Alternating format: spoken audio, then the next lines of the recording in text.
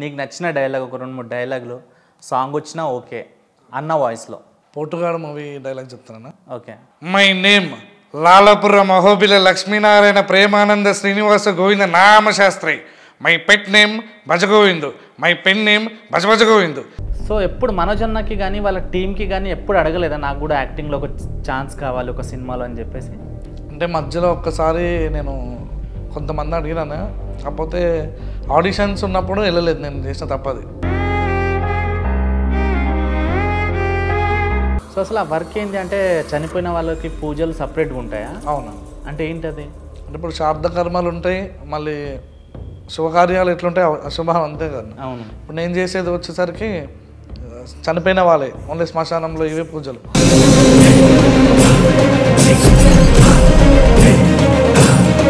సరే ఓకే, నువ్వు చేసేది శవాలకే పూజలు కాబట్టి చచ్చిపోయిన వాళ్ళకే కాబట్టి శ్మశానంలోనే ఉంటావు కాబట్టి నువ్వు ఎప్పుడన్నా ఆత్మల్ని కానీ దయాలు కానీ చూసినావు?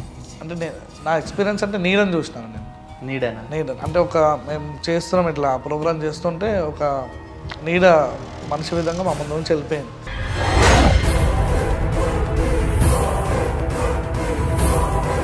లవ్లో ఉంటే లవర్ మోసం చేస్తారు, ఫ్రెండ్షిప్లో ఉంటే ఫ్రెండ్స్, ఫ్యామిలీలో ఉంటే ఫ్యామిలీ, అందరు బాగుంటే బంధుమిత్రులు. సో ఇట్లా నీకు ఎవరన్నా మోసం చేసిరా నీ లైఫ్లో? ఇట్లా 3 చేసింది. ఎవరెవరు? బంధువులు, ఫ్రెండ్స్, అన్ని లవ్ అనొద్దు కదా, అన్నీ కూడా అన్ని దెబ్బలు తాకేసే వచ్చింది. సో యాజ్ ఒక ఫ్యాన్గా ఇంకో హీరో గురించి అడిగితే ఏం చెప్తావు? అంటే అల్లు అర్జున్ గారి విషయంలో ఎవరు తప్పు అనిపిస్తుంది? అనేది నేను చెప్పలేను, కాకపోతే ఏంటంటే నా ఒపీనియన్ చెప్తాను.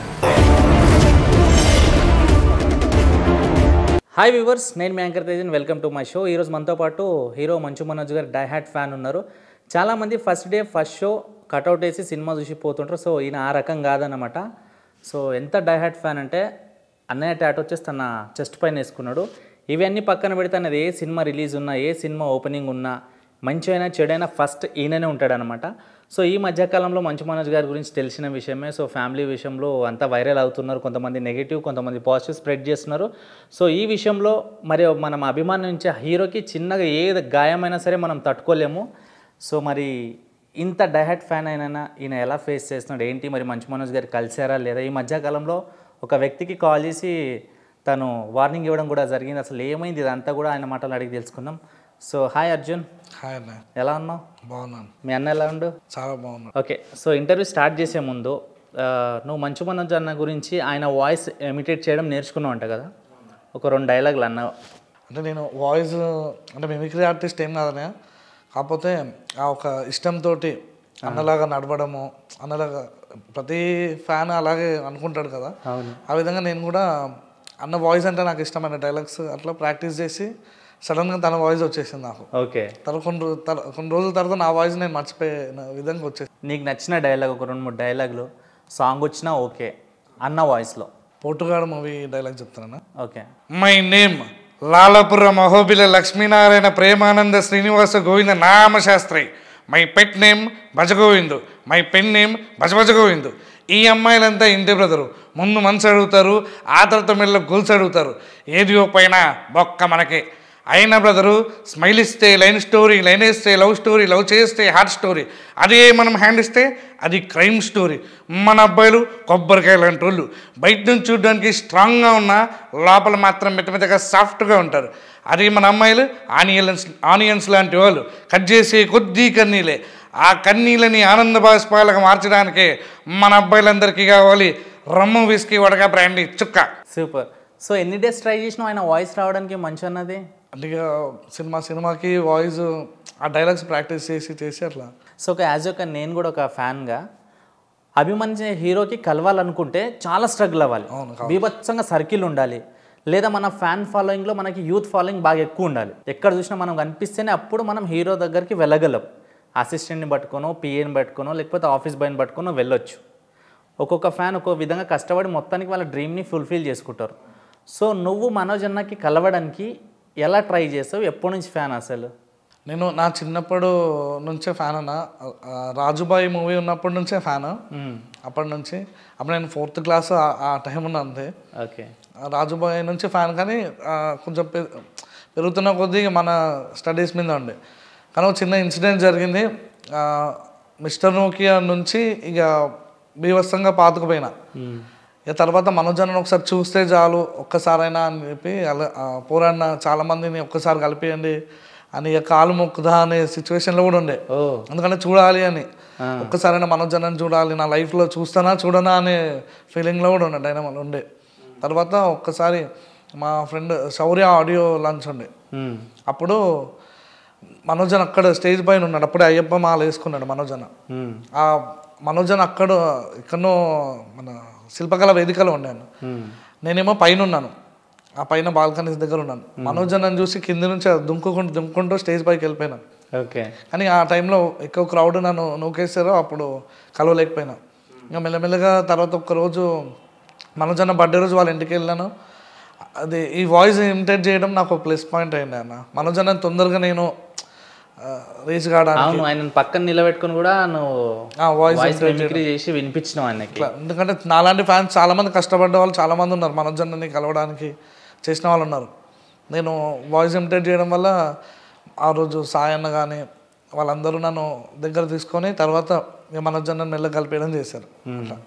ఓకే. సో ఈ టాటూ వేసుకున్నావా? టాటూ చూపించినావా మనోజ్ అన్నకి? చూపించాను, మన బర్త్డే గిఫ్ట్ లేక నేను వేసుకున్నాను. ఏమన్నాడు?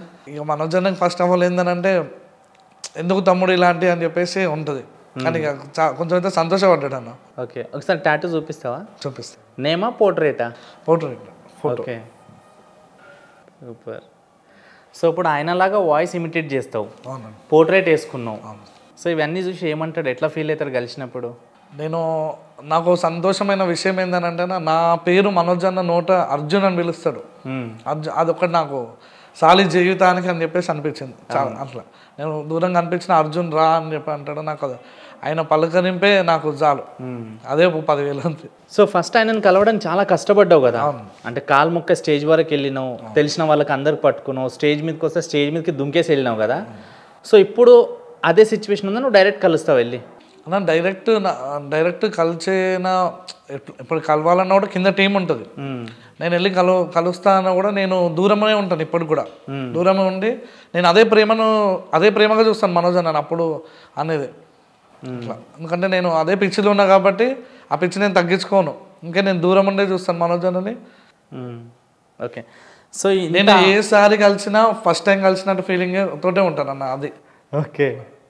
సో ఈ మధ్యకాలంలో ఇంత పెద్ద ఇష్యూ అవుతుంది కదా మనోజ్ అన్నది, సో ఇప్పుడు ఎప్పుడైనా కలిసినావు రీసెంట్గా ఈ 2-3 డేస్లలో?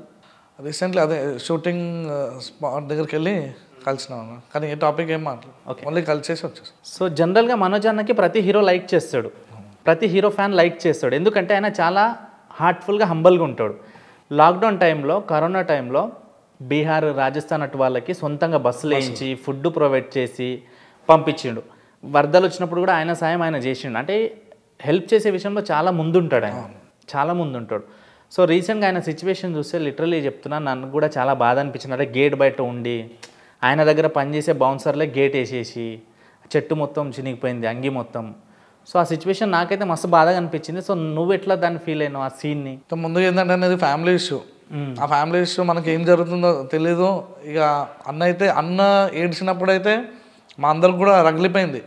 నేను ఎవరికి కాంటాక్ట్ కావాలన్నా మరి ఏ సిచ్యువేషన్ ఉన్నాడు ఏందని కొంతమంది వద్దు, ఇప్పుడు ఫ్యామిలీ విషయం కాబట్టి మీరు వద్దు వెళ్ళడం, వద్దు ఫ్యాన్స్కి కొంత ఇన్ఫర్మేషన్ వచ్చింది, మీరు రావడం వద్దు ఫ్యామిలీ విషయం అని చెప్పేసి ఉన్నాం. కానీ ఒక వీడియో బయటపడింది అన్న షర్ట్ ఓపెన్ చేసుకొని. ఆ సిచ్యువేషన్లో మేము ఎవరు ఇక ఆగలేదు, అందరం రెడీ అయిపోయినాం, మనోజ్ అన్న దగ్గర బయలుదేరదామని చెప్పేసి ఇక చాలామంది వచ్చి తిరుపతి నుంచి, చెన్నై నుంచి అందరూ వచ్చారు. ఇక లాస్ట్కి షూటింగ్లో కలిసి మాట్లాడినాం. అంతేగాని మేము ఫ్యామిలీ విషయం కాబట్టి ఇదే ఫ్యామిలీ విషయం కాకుండా అదే మనోజ్ అన్న సెట్ ఆ విధంగా జరిగి అంత ఇబ్బంది పడితే ఈ పార్టీకి నేను ఖచ్చితంగా జైల్లో ఉంటుండొచ్చు 100%. అది ఎందుకు మనోజ్ అన్న కళ్ళల్లో నీళ్ళు వచ్చినాయి కాబట్టి దీనికన్నా రెడీ మనం. అట్లా వేరే విషయం అయితే మళ్ళీ ఫ్యామిలీ ఇష్యూ కాబట్టి మనము ఏం మాట్లాడకుండా ఆపేసి, అంటే ఫ్యామిలీ ఇష్యూ కాబట్టి సైలెంట్ ఉన్నారు. ఫ్యామిలీ విషయం కాకుండా బయట పార్టీ నువ్వు జైల్లో ఉండటం, దీనికైనా రెడీ. ఓకే. మనోజ్ అన్నది ఇంకోటి ఏదైనా మంచి డైలాగ్ లైక్ మిస్టర్ నోకియా సినిమాలోది, మిస్టర్ నోకియాలో అన్ని లవ్ అన్నయ్యకి ముద్దు పెడతారే అనేది ఒకటి ఉంటుంది, డైలాగ్ బాగా వైరల్. నా అన్న తెలుసా, బాబు తెలుసా, మామ తెలుసా, తాత తెలుసా, ముత్తాత తెలుసా, పక్కింటోడు తెలుసా, ఎదురింటోడు తెలుసా అని ఓటర్ లిస్ట్ అవుతారేంట్రా? అయినా చిట్టి పేరు జాతి పేరు చెప్పుకొని మార్కెట్లో అమ్ముడుపోవడానికి నేను కాయో బోండో కాదు, కరెంటు తీగ. ముట్టుకుంటే ఎవరికైనా సరే షాక్ సమానంగా తగలాల్సిందే. డౌట్ ఉంటే కమాన్ టచ్ మీయా. సో నీకు కూడా యాక్టింగ్ అంటే ఇంట్రెస్ట్ కదా, లైక్ ఇన్స్టాలో రీల్ చేస్తావు, 2 డెమో ఫిల్మ్స్ తీసినావు, అండ్ నీకంటూ ఒక సొంత యూట్యూబ్ ఛానల్ ఉంది. దానికోసం మస్తు కష్టపడ్డావు, ఆ విషయం నాకు కూడా తెలుసు. సో ఎప్పుడు మనోజన్నకి కానీ వాళ్ళ టీంకి కానీ ఎప్పుడు అడగలేదా నాకు కూడా యాక్టింగ్లో ఒక ఛాన్స్ కావాలి ఒక సినిమాలో అని చెప్పేసి? అంటే మధ్యలో ఒక్కసారి నేను కొంతమంది అడిగినాను, కాకపోతే ఆడిషన్స్ ఉన్నప్పుడు వెళ్ళలేదు. నేను చేసిన తప్పది. అంటే వెళ్తే సెలెక్ట్ అవుతుండొచ్చు. ఆ టైంలో నేను బిజీగా ఉండే, నా ప్రొఫెషన్ వేరు కాబట్టి నేను బిజీగా ఉండే.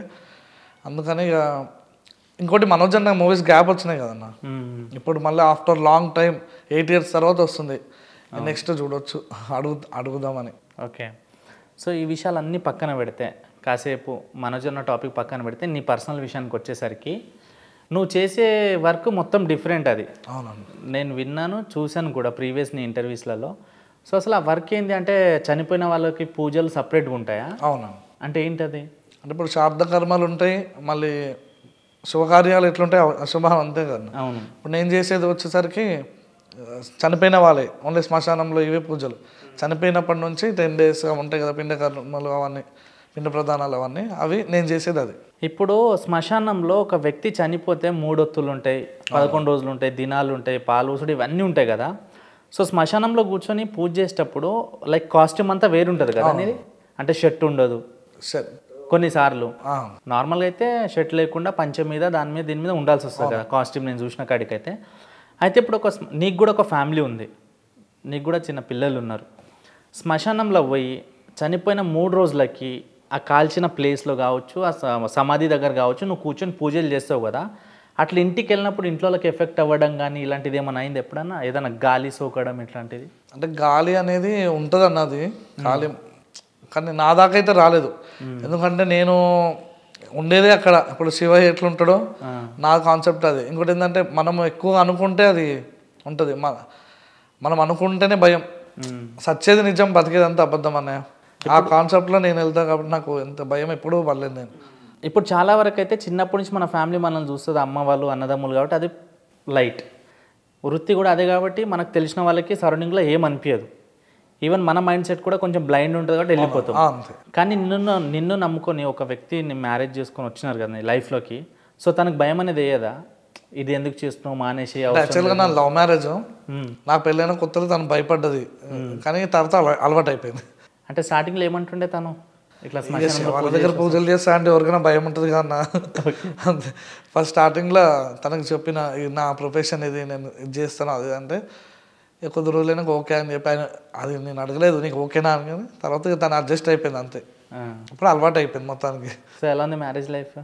బాగుందన్న, అది లేకపోతే అట్లా చెప్పొద్దు కదా, బాగుందనే చెప్పాలి. సో జనరల్గా అయితే శ్మశానంలో శుద్ర పూజలు అవి ఇవి చేస్తారంటారు కదా. ఈ మధ్యకాలంలో కొంత శ్మశానంలో తిరిగేటోళ్ళు పూజలు చేసినా ఏం చేసినా వాళ్ళ మీద ఉన్నాయి లేనివన్నీ వేసేస్తున్నారు. సో నువ్వు ఆల్మోస్ట్ శ్మశానంలోనే పూజలు చేస్తావు కదా. సో ఎప్పుడైనా ఇలాంటి రూమర్స్ కానీ నీ చుట్టుపక్కల భయపడ్డం కానీ ఇలాంటిది ఏమైనా జరిగిందా? అసలు శుద్ర పూజలు చేయరన్న శ్మశానంలో. ఒకప్పుడు అది ఆ టైంలో ఉండేనేమో, కానీ ఇప్పుడు శ్మశానాలు అంతా అఫీషియల్ అయిపోయినాయి, అంతే ప్లాట్ఫామ్ లేక అయిపోయినాయి. ఇప్పుడు శుద్ర పూజలు అన్నట్టు ఏముండదు, ఓన్లీ అంతే. ఇక చచ్చిపోయినా అంటే చచ్చిపోయినా అంతే అన్న, మిగతా అంతా రూమర్స్ ఇప్పుడు వచ్చేది అంతే. దయ్యాలు ఉంటాయా? దయ్యాలు ఉండవు, ఆత్మలు ఉంటాయి. దయ్యాలు వేరు, ఆత్మలు వేరు. అవునా? అంతే. దయ్యాలు అంటే ఆత్మలు అంటే? ఆత్మ అనేది నీడ, అదొక షాడో, అది ఏం చేయలేదు, అది దానికి చావు లేదు. కొన్ని మళ్ళీ జీవం పోసుకుంటాయి, కొన్ని అదే విధంగా ఉంటాయి అంతే. దయ్యాలంటే ఇప్పుడు మనం చూస్తున్న మల్లెపూలు వేసుకున్న అనే స్టోరీలు ఉంటాయి కదా, ఇవి దయ్యాలు, అవి ఉండయి. సరే ఓకే, నువ్వు చేసేది శవాలకే పూజలు కాబట్టి, చచ్చిపోయిన వాళ్ళకే కాబట్టి, శ్మశానంలోనే ఉంటావు కాబట్టి, నువ్వు ఎప్పుడన్నా ఆత్మల్ని కానీ దయాలు కానీ చూసినావా? అంటే నా ఎక్స్పీరియన్స్ అంటే నీడని చూసినాను నేను. నీడనా? నీడని అంటే మేము చేస్తున్నాం ఇట్లా ప్రోగ్రామ్ చేస్తుంటే ఒక నీడ మనిషి విధంగా మా ముందు నుంచి వెళ్ళిపోయింది. అప్పుడు కొంచెం నాకు సిక్ కావడం అయింది, కొంచెం ఫీవర్ రావడం, అదొకటే నా ఎక్స్పీరియన్స్. అదొకటే. ఇప్పుడు జనరల్ అయితే చచ్చిపోయిన వాళ్ళ గురించి ఆత్మశాంతి కోసమే కదా నువ్వు పూజ చేసేది? అవును. సో ఎప్పుడైనా ఏమైనా ఆత్మలు మాట్లాడినా నీతో, నాకు ఇది కావాలి అది కావాలి? లేదు, ఆత్మలు నాతోటనే కాదు, ఎవరితో మాట్లాడవు. అదొక నీడ, ఏమి చేయలేని ఒక నీడనే ఆత్మ. ఓకే. సో జనరల్గా ప్రతి ఒక్కరి లైఫ్లో సెలబ్రిటీ కావచ్చు, కామన్ మ్యాన్ కావచ్చు, ఫ్యాన్స్ లైఫ్లో కావచ్చు, మోసాలు అనేటివి కామన్ కదా. మోసాలు చేసేది ఎవరు? మనం నమ్మిన వాళ్ళే మనల్ని మోసం చేస్తారు. లవ్లో ఉంటే లవర్ మోసం చేస్తుంది, ఫ్రెండ్షిప్లో ఉంటే ఫ్రెండ్స్, ఫ్యామిలీలో ఉంటే ఫ్యామిలీ, అందరు బాగుంటే బంధుమిత్రులు. సో ఇట్లా నీకు ఎవరైనా మోసం చేసిరా నీ లైఫ్లో? ఇట్లా 3 చేసారు. ఎవరెవరు? బంధువులు, ఫ్రెండ్స్, అన్ని లవ్ అనొద్దు కానీ అన్నీ కూడా అన్ని దెబ్బలు తాకేసే వచ్చి. సరే, ఎన్ని దెబ్బలు తాకినా ఒక దెబ్బ మాత్రం గుర్తుకుండిపోతాం మనకు, అరే ఇది పెద్ద దెబ్బ లైఫ్లో అని. సో అలాంటిది ఏదన్నా మోసపోయింది గుర్తుకుందా? మోసపోయిందంటే 3 బలంగానే తాకినాయి అన్న నా లైఫ్లో. ఆ 3 తాకినందుకే మనోజన్ ఇప్పుడు సినిమాలు చూస్తే చాలామంది చెడిపోతూ అంటారు. కాకపోతే ఒక రజనీకాంత్ సాంగ్ విని ఒక ఆయన ఏదో స్థాయికి వెళ్ళిపోయిన వాళ్ళు ఉన్నారు చాలామంది. అదేవిధంగా ఈ 3 దెబ్బలు తాకినాయా అయినా కూడా స్ట్రాంగ్ ఉండేది మనోజన్ విషయంలోనే. ఆయన సినిమాలు చూసి కానీ ఆయన ఎట్లయితే ధైర్యంగా ఉంటాడో, ఆయన రియల్ లైఫ్లో కూడా ఆయన చాలా ఎన్నో జరిగినా కూడా ధైర్యంగా ఉంటాడు కదా, ఆ ధైర్యాన్ని నేను పెట్టుకొని ఉండిపోయినాను. అట్లా ఒక్క ఇన్సిడెంట్ చెప్పు 3లో. ఫస్ట్ బంధువులు అన్న, మెయిన్ బంధువులు, రాబంధువులు. లాస్ట్ టైం కూడా ఇదే చెప్పిన, బంధువులు రాబంధువులు వాళ్ళు మామూలు పీక్కది నన్ను అయితే. ఎందుకంటే వాళ్ళ గురించి కాకుండా నా గురించి మాట్లాడుకోవడం, జరగడం, కొన్ని సందర్భాల్లో నేను నా ఒక ప్రొఫెషన్ చేయట్లేదు, నేను చనిపోయినా అని కూడా చెప్పడం, అట్లా చేశారు. నాకు అనిపించింది డబ్బు కోసం ఇదంతా, ఏదైనా డబ్బు కోసం ఒక మనిషిని చంపే క్యారెక్టర్ కొంత బంధువులకు ఉంది. అట్లా ప్రొఫెషన్ వచ్చేసరికి బయట వాళ్ళు నమ్మక ద్రోహం చేస్తే అది వేరు, కానీ పక్కకున్న బంధువులే అర్జున్ లేడు, చనిపోయిండు, ఇక ఈ ప్రొఫెషన్ చేయట్లేదు, సినిమాలలోకి వెళ్ళిపోయిండు, మొత్తం మానేసి అక్కడ నేను చేసేది ఏం లేదు, పొద్దున్న లేస్తే పంచ కట్టుకుని నా పని నేను చేసేదే.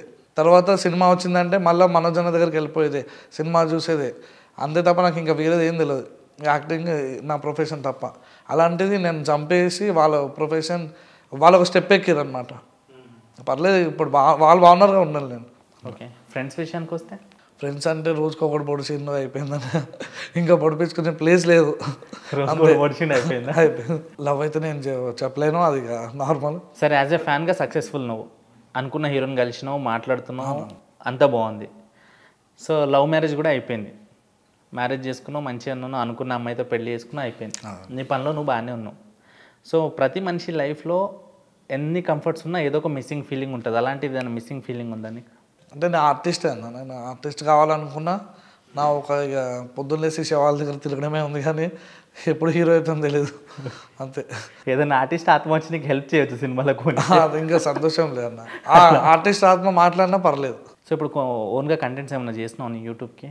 ఓన్గా ఇప్పుడు వేరే మూవీ ఉందన్న, ఒక వేరే వాళ్ళది, అది ఓకే చేయాలి ఇప్పుడు.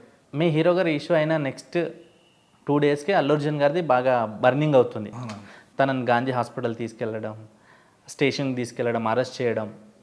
సో యాజ్ ఒక ఫ్యాన్గా ఇంకో హీరో గురించి అడిగితే ఏం చెప్తావు? అంటే అల్లు అర్జున్ గారి విషయంలో ఎవరు తప్పు అనిపిస్తుంది నీకు? అనేది నేను చెప్పలేను, కాకపోతే ఏంటంటే నా ఒపీనియన్ చెప్తాను నేను. అంటే నాకు అల్లు అర్జున్ గురించి అని కాదు, నా ఒపీనియన్. ఫ్యాన్స్ అంతమంది వస్తారని చెప్పి ఒక ఫ్యామిలీ రిలీజ్ రోజు వెళ్ళొద్దని నా ఒపీనియన్ అని, అది నా ఒపీనియన్. ఎందుకంటే ఫ్యాన్స్ ఉంటారు, తొక్కుడు అవుతుందని మనం ముందే తెలుసు. ఒక ఫ్యామిలీని, చిన్నపిల్లల్ని పట్టుకొని మనం అది కూడా సంధ్యా థియేటర్కి వెళ్ళడం తప్పు, ఎవరిదైనా ఆలోచించాలి. కానీ ఒక స్టార్ హీరోకి స్టేషన్ వరకు తీసుకెళ్ళడం కరెక్టే అంటావా? ఫస్ట్ మరి అంటే ఈ విధంగా తీసుకెళ్ళడం కొంచెం వేరు, కానీ నోటీస్ ఇచ్చి ఏదన్నా తీసుకెళ్ళవచ్చు, కానీ మరీ తీసుకెళ్ళిపోయారు కదా. సరే, ఇంకో ఫైనల్ డైలాగ్ ఏదన్నా మీ హీరో గారిది? ఆడని నమ్మిస్తే మొగాడు మోకాలకు దండేసి మట్టి కలిసిపోతాడంట, దానికి ఉదాహరణగా నేనే. నువ్వు ఒక విషయం చెప్పినావు ఇంతకుముందు, ఏమని? ఫ్యామిలీ కాకుండా మిగతా ఎవ్వరు మనోజన్నకి కంటి చుక్కకి కారణమైతే నేను ఈ పాటికి జైల్లో ఉంటుండే అని. సో అలాంటి దాని మీద ఒక సోషల్ మీడియా ఒక వ్యక్తి మాట్లాడడం జరిగింది, అంటే కొంచెం బ్యాడ్ వర్డ్స్ కూడా మాట్లాడాడు. దాని మీద నువ్వు కూడా రియాక్ట్ అయినావు కదా. సో ఏంది మరి ఆ పర్సన్ గురించి ఏం మాట్లాడాలనుకుంటున్నావు? ఆ పర్సన్కి అసలు నాకు ఒక చిన్న డౌట్, అని తనకి అసలు ఏం సంబంధమో నాకు తెలియదు. వచ్చేసి ఇప్పుడు ఏ ఫ్యామిలీ గురించి బయట పెట్టే అర్హత మనకు లేదు. ఏదన్నా ఉంటే తను వ్యక్తిగతంగా అది చెప్తే అది వేరు, కానీ ఏదో ఫ్యామిలీ పంచాయతీ ఈయన పిలిచినట్టు, ఈయన పెద్ద మనిషి అయిపోయినట్టు, అసలు ఆయన దేనికి పెద్ద మనిషి కూడా నాకు తెలియదు అన్న. సారీ, నాకైతే నిజంగా తెలియదు. ఆయన యాజ్ ఎ ప్రొడ్యూసర్ ఆయన ఉన్నాడు, ఆయన స్థాయిలో ఆయన ఉన్నాడు కరెక్ట్, కానీ కొన్ని పదాలు వాడిండు ఆయన మనోజన్న మీద, ఇప్పుడు నేనైనా కూడా ఫ్యామిలీ విషయంలో నేను ఇన్వాల్వ్ కావట్లేదు. మనకు ఫ్యామిలీ విషయంలో ఎవరు ఇన్వాల్వ్ కావద్దు కానీ. మనోజ్కి బుద్ధి లేదు, ఈయనకు బుద్ధి ఉంది, ఆయనకు బుద్ధి లేదు. మళ్ళీ చాలా కొన్ని వీడియోస్ తీసి పెట్టుకున్నానన్న, అది చాలా టూ మచ్గా మాట్లాడాను పర్సనల్గా. వాళ్ళ వైఫ్ యాటిట్యూడ్ అనేది అసలు ఈయనకు సంబంధం లేదన్న చెప్పాలంటే. ఇప్పుడు ఇంకోటి ఏంటంటే ఈయన పెద్ద అయినా కాబట్టి మేము కూడా ఊకున్నాం. ఇప్పుడు నేను ప్లేస్లో వేరే వాళ్ళు ఉంటే కింద ఫ్యాన్స్ అందరు కలిసి కింద తొక్కితే ఈయన ఏం చేస్తాడు? అంతే కదా. ఇప్పుడు పెద్ద మనిషి కాబట్టి మనం కూడా ఒక మాట చెప్పొచ్చు. కానీ ఇప్పుడు ఈయనకి నెక్స్ట్ ఇంటర్వ్యూ ఇస్తే మాత్రం మేము ఊకునేది అన్న. నెక్స్ట్ ఇంటర్వ్యూ ఇచ్చుకొని తను ఎవరికైనా ఇంటర్వ్యూ ఇచ్చుకొని మంచిగా ఆ ఫ్యామిలీ విషయం ఇట్లా అంటే అది ఓకే. ఈయన దుబారుగా తిరుగుతాడు, బుద్ధి లేని ఏదో అది అని అంటే నువ్వు ఎవరిని అంటే మేము అంటే ఎట్లుంటుండే మామూలుగా మేము రివర్స్ అయిపోయి నువ్వేమని విరా నీకు సంబంధం అంటే అయినా వాల్యూ కూడా పోతుంది కదా. అదే కెమెరా ముందు మేము వచ్చేసి నువ్వేమని విరా నీకు బుద్ధి లేదు. వాళ్ళ పిల్లలు కూడా ఉన్నారు కానీ వాళ్ళ పిల్లల్ని ఎవరైనా బయట పెడితే ఆయన ఏం చేస్తాడు? అట్లా ఇప్పుడు ఎవరైనా పిల్లలే కదా. ఇప్పుడు అక్కడి నుంచి వచ్చిన మనోజ్ అని ఈయన పిల్లలే కదా. వీళ్ళ పిల్లలు వీళ్ళ ఫ్యామిలీని బయటకు గుంజేటోడు ఎవరైనా వచ్చి గుంజితే ఎట్లుంటుంది? సరే ఇప్పుడు ఆ పర్సన్ ఎవరు నీకు తెలుసు నాకు తెలుసు, ఆడియన్స్ తెలియదు కదా. పర్సన్ పేరేంటి? చిట్టిబాబు సార్. పెద్ద అయిననే చిట్టిబాబు సారే. కాకపోతే ఆయన వాల్యూ పోగొట్టుకుంటే మర్యాద ఉండదు. సో నువ్వు ఫోన్ చేసి మాట్లాడినావు మరి ఆయనతోటి? చేశానన్న. సో లైవ్ కాల్ ఏమైనా మాట్లాడతావా? మాట్లాడదాం. సో చిట్టిబాబు గారికి కాల్ చేద్దాం. The person you're calling is not. లేపట్లే అన్న. లేపట్లేదా? సో ఆయన మీద నువ్వు ఇంత ఫైర్ అవ్వడానికి రీజన్ ఏంది? అదే ఆయనకి ప్రాపర్ ఇన్ఫర్మేషన్ తెలియకుండా పిచ్చివాగుడు ఏది పడితే అది వాగుతాయి ఎవరుకుంటారు అన్నయ్య. ఇప్పుడు ఎవరు రావట్లే. ఇప్పుడు ఎవరన్నా ఒకరు ముంగడికి వచ్చి ఆయన ఏంది ఇది అని ఆయన ఎవరు క్వశ్చన్ కూడా వేయట్లేదు కాబట్టి ఇంటర్వ్యూలోకి వెళ్తూనే ఉన్నాడు, చెప్తూనే ఉన్నాడు. 4 గోడల మధ్యలో మాట్లాడుతున్నాడు. ఇప్పుడు ధైర్యం ఉంటే మాట్లాడి నేను 2 క్వశ్చన్లు అడుగుతాను, దానికి ఆయన ఆన్సర్ ఇస్తే చాలు. మనోజ్కి బుద్ధి లేదా, మనోజ్కి బుద్ధి లేదు, మోహన్ బాబు గడపను చెడగొట్టావు అని అననీకే అసలు ఈయన ఎవరు? ఇప్పుడు ఇదే వీళ్ళ పిల్లల్ని మనం తీసుకొచ్చి ఇదే మీడియాలో పబ్లిక్లో పెడితే ఎట్లా ఆయన ఒప్పుకుంటాడు దానికి? అదేవిధంగా ఇప్పుడు ఎవరైనా మనోజన్న గురించి ఆ విధంగా మాట్లాడితే ఎట్లుంటుంది అన్న? ఇంకోటి ఇంకా పర్సనల్గా మాట్లాడడం. మొన్న జరిగిన అసలు ఇష్యూనే తెలియదు ఈయనకి. ఆయన ఇంట్లో కూర్చొని ఉన్నాడు, బయట వచ్చింది తాండూరుకి వెళ్ళి రౌడీలను తీసుకొచ్చి పెట్టించిన అని చెప్పేసి అంటున్నాడు. ఉన్నదేమో మనోజన్న వెనకాల ఉన్న బౌన్సర్లు మన మనుషులు వాళ్ళ మనుషులు. నేను మా తాండూరు నుంచి రౌడీలు తీసుకొచ్చినాను.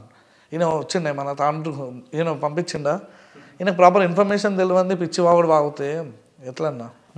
అదేన్నాను కదా. ఇప్పుడు ఈయన పెద్ద మనిషి కాబట్టి ఇప్పుడు ఈయన సైలెంట్ ఉన్నాడు. ఇదే మనోజన్నని బుద్ధి లేనివాడని ఎవరన్నా అంటే కిందేసి దొక్కుతుండే కదా. అవును. అందుకని ఈయనకి కొంచెం లాస్ట్ చెప్దాం అనుకున్నా కానీ ఈయన ఫోన్ లేపట్లేదు. మీడియా వాళ్ళ నెంబర్ అయితే లేపుతాడు. ఇంకా ఇంటర్వ్యూలు కావాలి, ఇంట్లో పనిపాటు లేకుండా ఉంటాడు కాబట్టి 4 ఇంటర్వ్యూలు లేనికి వస్తాడు. అట్లా మీడియా వాళ్ళే లేపుతాడు, మిగతా ఫ్యాన్స్ పడుతుంది కదా అక్కడ. అది మనోజన్న ఫ్యాన్స్కి కావచ్చు, మనోజన్నకి కావచ్చు ఈ ఇంటర్వ్యూ ద్వారా ఏమైనా చెప్పాలనుకుంటున్నావు? ఇలా మనోజన్న ఫ్యాన్స్కి ఒకటే చెప్తున్నా, ఏంటంటే మన అందరం ఒకటే. ఏది ఉన్నా కూడా సంతోషాల్లో కాకుండా కష్టాల్లో కూడా ముందు ఒక అడుగేసి మన మనోజన్న సంతోషంగా ఉండేటట్టు చూసుకోవాలి. నెక్స్ట్ మన కంబ్యాక్ చాలా మనోజన్న 8 సంవత్సరాల తర్వాత వస్తుంది కాబట్టి భైరవం సినిమాని బద్దలు కొట్టేసేయాలి ఇక ఒక రేంజ్లో. అదే 70mm స్క్రీన్ మనము మళ్ళీ మనోజన్న చూస్తున్నాం కాబట్టి ఈ సినిమాకి మాత్రం ఆగొద్దు ఇక. మనోజన్నకి ఏమని చెప్పాలనుకుంటున్నావు? మనోజన్నకి ఐ లవ్ యూ అన్న. మనోజన్న సో మనోజన్న ఓన్లీ డైలాగులు వచ్చా, మన సాంగ్స్ కూడా వచ్చా? సాంగ్స్ పాడుతుంటాం కదా, అది ఇప్పుడు కాదు, అప్పుడప్పుడు. Thank you so much Arjun bro. So మనోజన్నది నెక్స్ట్ వచ్చే ప్రాజెక్ట్స్ కూడా గట్టిగా హిట్ పడాలని చెప్పేసి హార్ట్ఫుల్గా కోరుకుంటున్నా. మెరై అండ్ భైరవం అండ్ నువ్వు కూడా ఒక మంచి యాక్టర్ అవ్వాలి, ఆర్టిస్ట్ అవ్వాలి, మా వంతు సాయం మేము చేయాలని నేను హార్ట్ఫుల్గా మా ఛానల్ త్రూగా కోరుకుంటున్నా. Thank you so much. Thank you.